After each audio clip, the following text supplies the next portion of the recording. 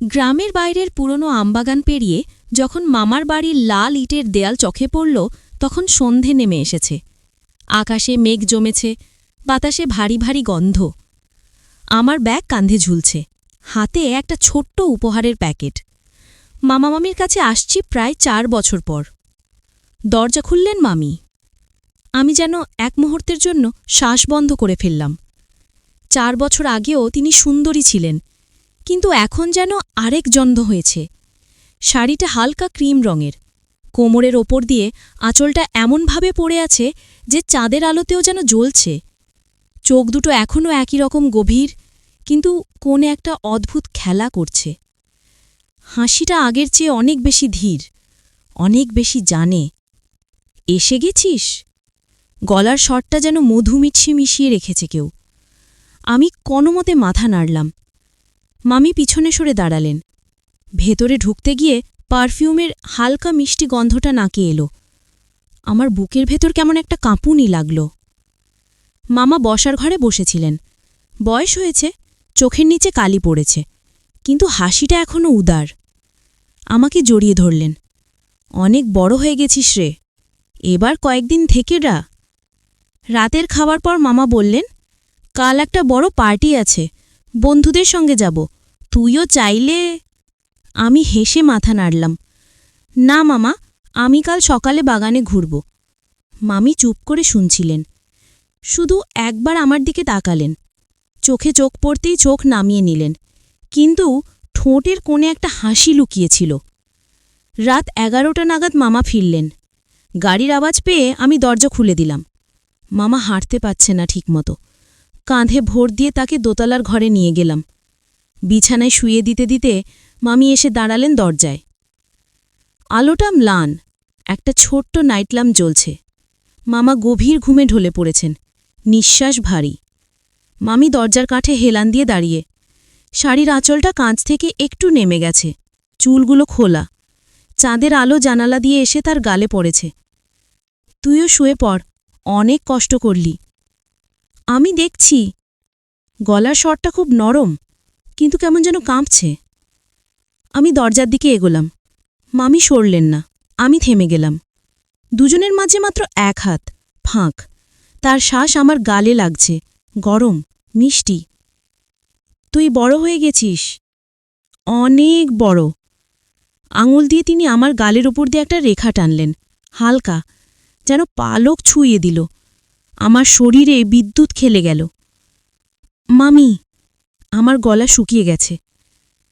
তিনি আরেকটু কাছে এলেন, ঠোঁট আমার কানের কাছে। চুপ, কিছু বলিস না। তারপর দরজাটা আস্তে আস্তে বন্ধ করে দিলেন। খিল লাগালেন না, শুধু একটা হালকা ঠক করে শব্দ হল। ঘরের ভেতর অন্ধকার আরও গাঢ় হয়ে এলো।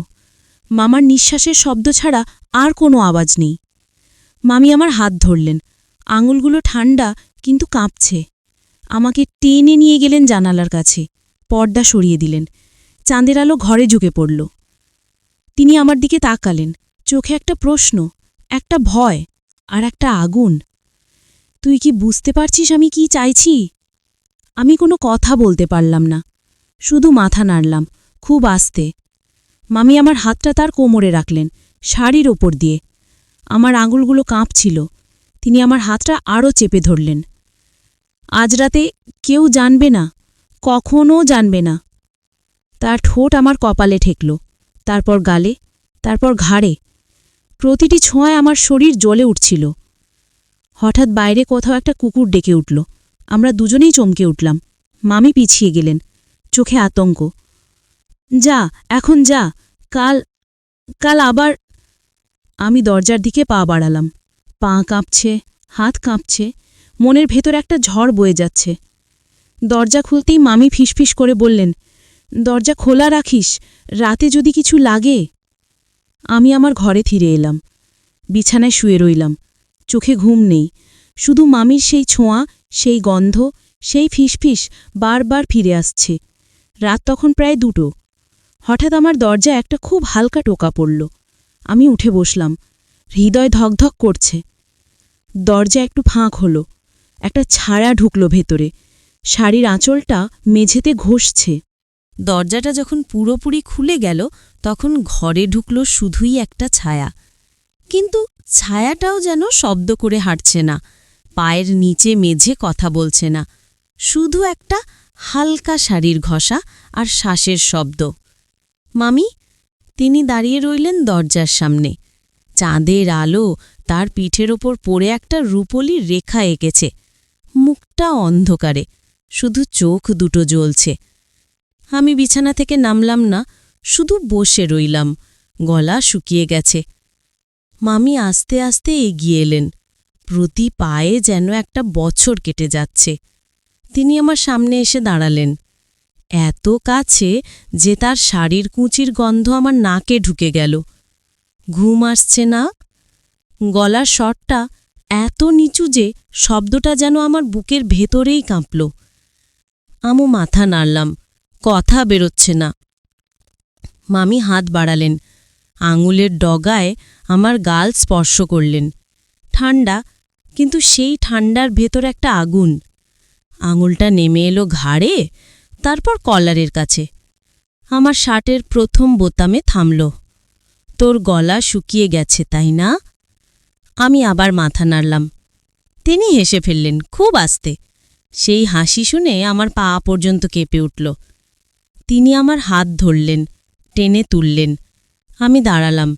এখন আমরা দুজনে মুখোমুখি, মাঝে কোনো ফাঁক নেই। আয়। তিনি আমাকে নিয়ে গেলেন জানালার দিকে, পর্দা সরিয়ে দিলেন। চাঁদের আলো পুরো ঘরে ঢেলে দিল। এখন মামিকে পুরোপুরি দেখতে পাচ্ছি। শাড়িটা পাতলা, আলোর নিচে যেন স্বচ্ছ, শরীরের রেখাগুলো ছায়ার মতো নড়ছে। তিনি আমার দুটো হাত ধরে তার কোমরে রাখলেন। আমি চমকে উঠলাম, কিন্তু তিনি ছাড়লেন না, আরও চেপে ধরলেন। ভয় পাচ্ছিস? আমি কোনো মতে বললাম না, কিন্তু গলা কাঁপছিল। মামি আমার কানের কাছে মুখ এনে ফিসফিস করলেন, তাহলে হাতটা একটু নিচে নামাও। আমার হাত কাঁপতে কাঁপতে নেমে গেল শাড়ির ওপর দিয়ে, নরম, গরম। মামি চোখ বন্ধ করলেন, একটা দীর্ঘশ্বাস বেরোল। তারপর হঠাৎ তিনি আমার ঠোঁটে নিজের ঠোঁট রাখলেন, একদম আয়তো, যেন পরীক্ষা করছেন। আমি চোখ বন্ধ করলাম। তারপর আর কিছু মনে নেই, শুধু একটা ঝড়, একটা আগুন, একটা নরম শব্দ। কখন যে আমরা বিছানার কাছে এসেছি জানি না। মামি আমাকে ধীরে ধীরে শুইয়ে দিলেন। তার চুল আমার মুখের ওপর ঝরে পড়ল, গন্ধে মাথা ঘুরে গেল। তিনি আমার ওপর ঝুঁকে পড়লেন। শাড়ির আঁচলটা কখন যে মেঝেতে পড়ে গেছে খেয়াল নেই। চাঁদের আলোতে তার কাঁধ, গলা, বুকের ওপরের অংশ সব যেন মার্বেলের মূর্তি। আমি হাত বাড়ালাম, স্পর্শ করলাম। মামি কেঁপে উঠলেন। তারপর আমার হাতটা ধরে আরও গভীরে নিয়ে গেলেন। কতক্ষণ কেটে গেছে জানি না, শুধু জানি একসময় মামি আমার কানে ফিসফিস করলেন, এখনো অনেক রাত বাকি, তুই কি পারবি? আমি কোনো কথা বললাম না, শুধু তাকে আরও কাছে টেনে নিলাম। তারপর শুরু হলো একটা খেলা, যে খেলায় কথা নেই, শুধু শ্বাস, শুধু ছোঁয়া, শুধু ছায়া আর আলোর লুকোচুরি। মামি যেন আমাকে শেখাচ্ছিলেন একটা গোপন ভাষা, যে ভাষায় শব্দের দরকার হয় না, শুধু চোখ বন্ধ করে শুনতে হয়। একসময় তিনি আমার বুকের উপর মাথা রাখলেন, চুল খোলা, শ্বাস ভারী। তুই জানিস আমি কতদিন ধরে এই মুহূর্তের জন্য অপেক্ষা করছি? আমি কিছু বললাম না, শুধু তার চুলে বিলি কাটতে লাগলাম। তিনি আবার উঠে বসলেন, আমার দিকে তাকালেন, চোখে একটা অদ্ভুত আলোক। কাল রাতে যখন তুই মামাকে শুইয়ে দিচ্ছিলি, আমি তখনই বুঝেছিলাম তুই আর আগের ছেলেটা নোস, তুই এখন অন্য। তারপর তিনি উঠলেন, শাড়ির আঁচলটা কুড়িয়ে নিলেন, কিন্তু পরলেন না, শুধু কোমরে জড়িয়ে নিলেন। আমি এখন যাব, কিন্তু তিনি দরজার কাছে থামলেন। আমার ঘরের দরজা খোলা থাকবে, যদি কখনো রাতে তেষ্টা পায় বা অন্য কিছু লাগে। তারপর চলে গেলেন। দরজাটা পুরোপুরি বন্ধ করলেন না, একটু ফাঁক রেখে গেলেন, যেন আমন্ত্রণ, যেন সাহসের পরীক্ষা। আমি বিছানায় শুয়ে রইলাম। শরীর জ্বলছে, মনের ভেতর একটা ঝড়। জানি এই রাত আর শেষ হবে না, জানি এই গোপন খেলা এখনো অনেক দূর যাবে। কিন্তু হঠাৎ বাইরে একটা গাড়ির আওয়াজ হলো, খুব দূরে কিন্তু স্পষ্ট। আমি চমকে উঠলাম। মামিও কি শুনেছেন? দরজার ফাঁকে আর তার ছায়া নেই। তারপরই শুনলাম দোতলা থেকে একটা হালকা চিৎকার, মামার গলা, রিয়া, রিয়া, পানি। আমি বিছানা থেকে লাফিয়ে উঠলাম।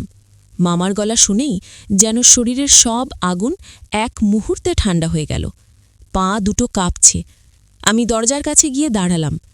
করিডোর অন্ধকার, শুধু দোতলার সিঁড়ির মুখে একটা ছোট্ট হলুদ আলো জ্বলছে।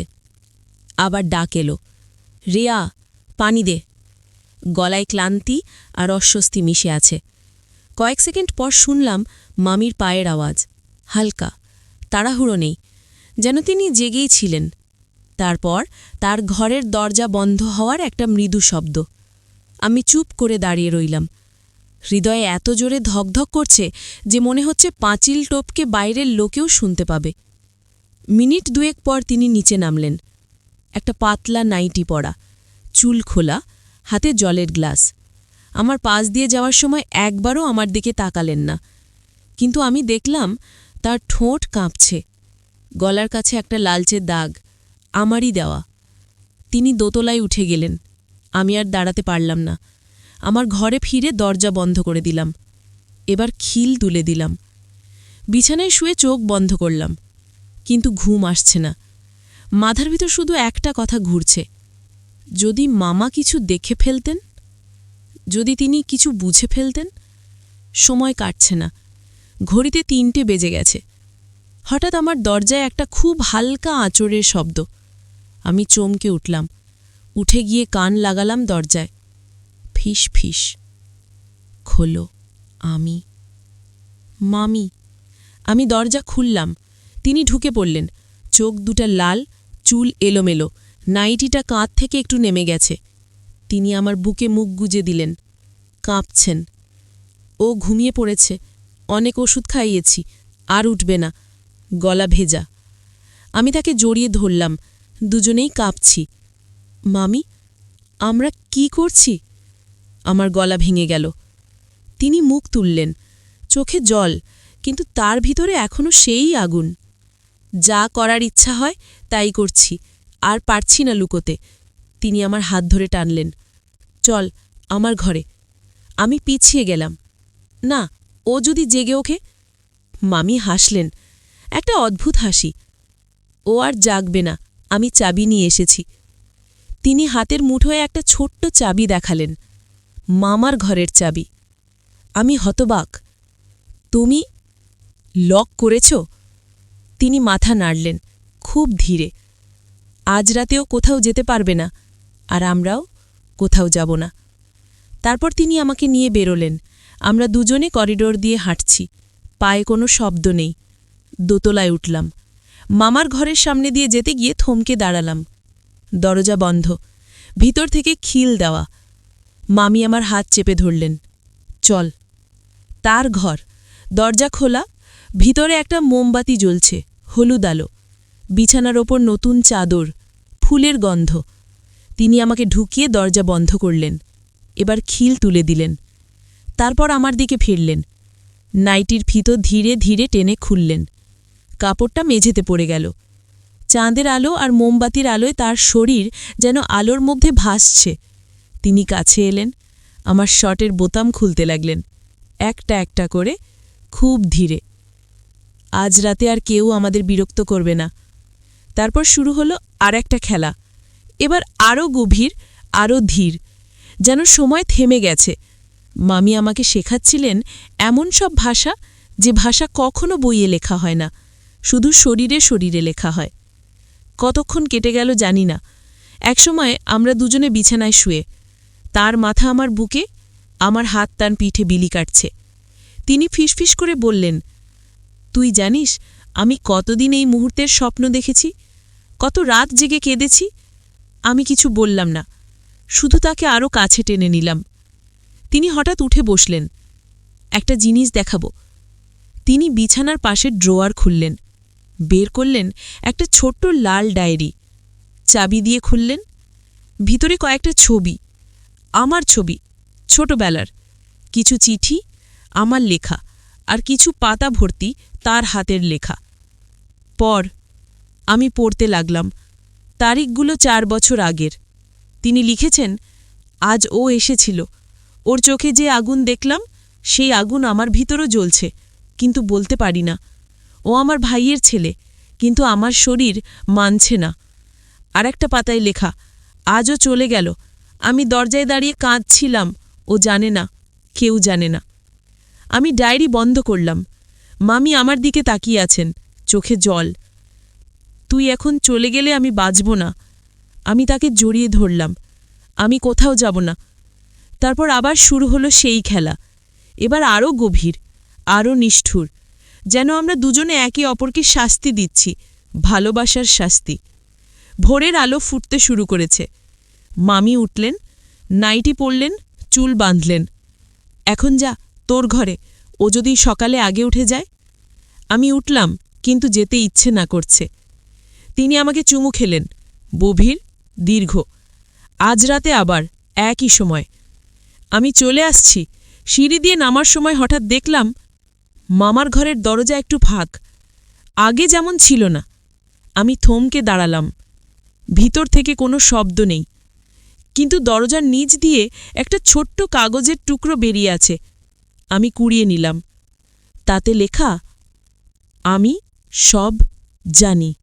কাগজের টুকরোটা হাতে নিয়ে আমি যেন পাথর হয়ে গেলাম। হাত পা ঠান্ডা, মনে হচ্ছে রক্ত বন্ধ হয়ে গেছে। আমি সব জানি।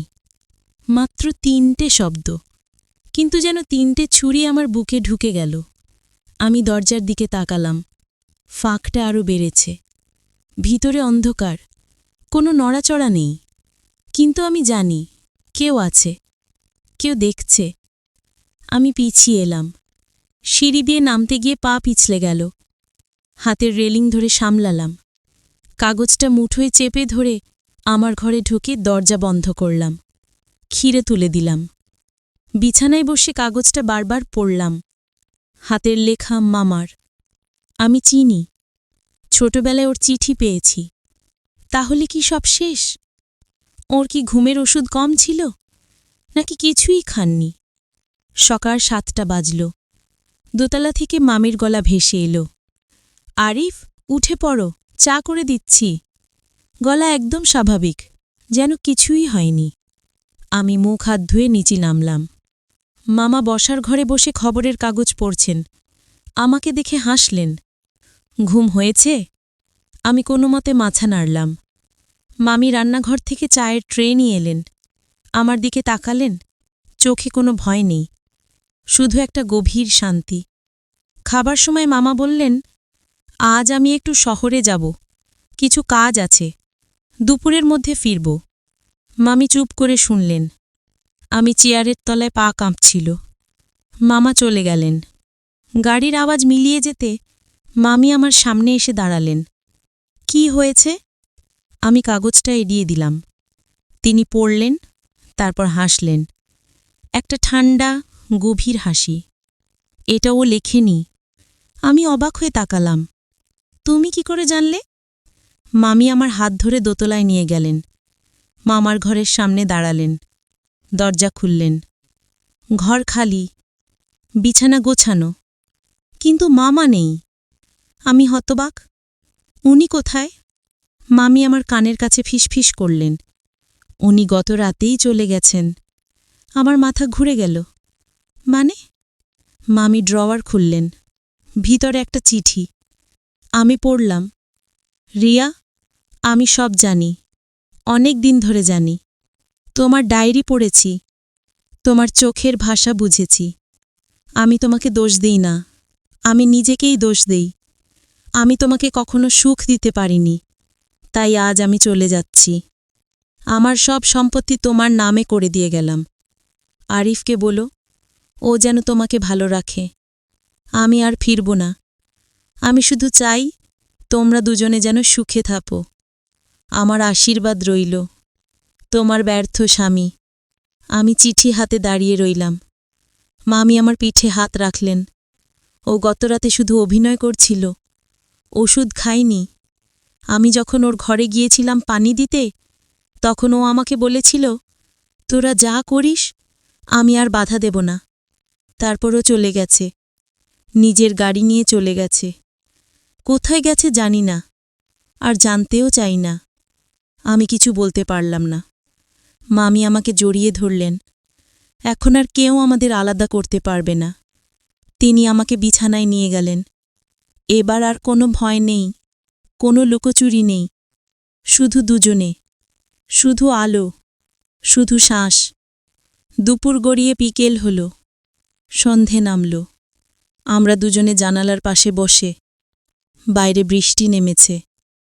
মামি আমার কাঁধে মাথা রেখে বললেন, এখন থেকে এই বাড়ি আমাদের, এই ঘর আমাদের, এই রাত আমাদের। আমি তার হাত ধরলাম। আর কোনো চাবি লাগবে না?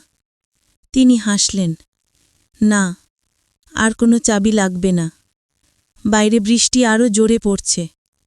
ভিতরে শুধু দুটো শরীর, দুটো শ্বাস, একটা গোপন সুখ। আর কোনো রহস্য নেই, শুধু একটা নতুন শুরু।